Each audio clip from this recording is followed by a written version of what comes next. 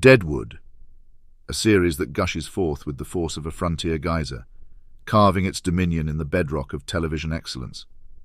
I invite you to consider this HBO production not merely as a series, but as a meticulously crafted piece of grandiloquent theatre that speaks to the human condition in ways that the high fantasy cavalcades of Game of Thrones could scarcely dream. It is perhaps unchivalrous to pit these two monolithic creations against each other.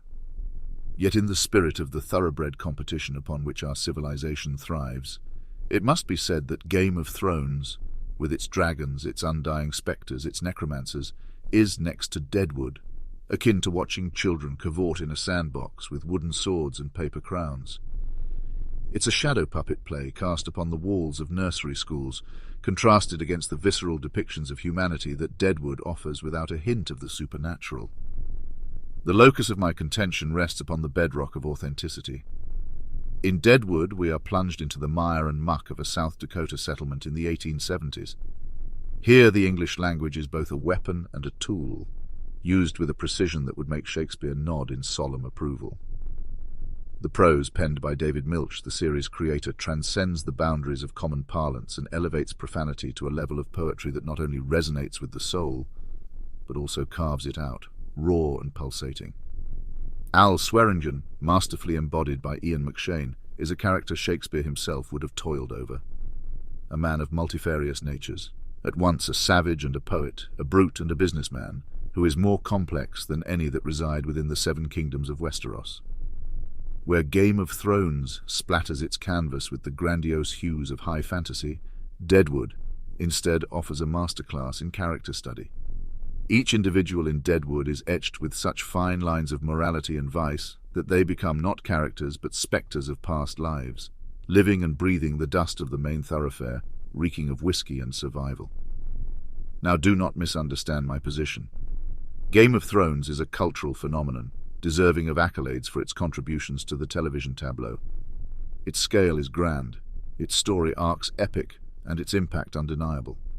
Yet where Game of Thrones glosses over the intricacies of dialogue with a broad brush of archaic syntax and the occasional witty riposte, Deadwood employs language with the precision of a scalpel, dissecting the very entrails of the human spirit.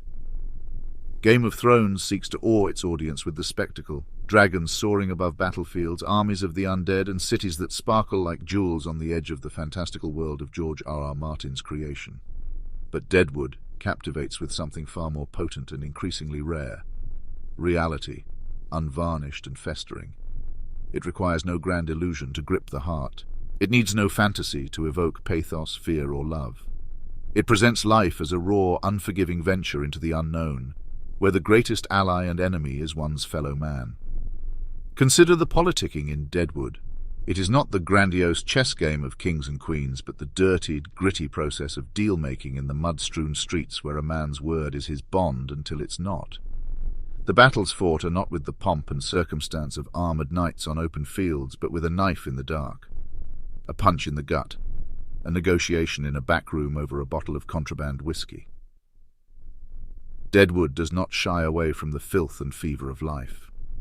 It dwells in the moral ambiguity of its characters, each of whom carries the weight of their own history, a personal narrative that is as compelling as any clash of kings.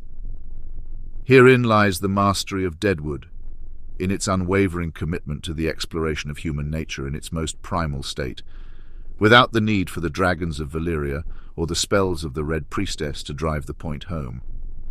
In the final assessment, while Game of Thrones may capture the imagination with its epic tapestry of fantasy, Deadwood seizes the psyche, tethering the viewer to a raw reality that resonates long after the screen has dimmed.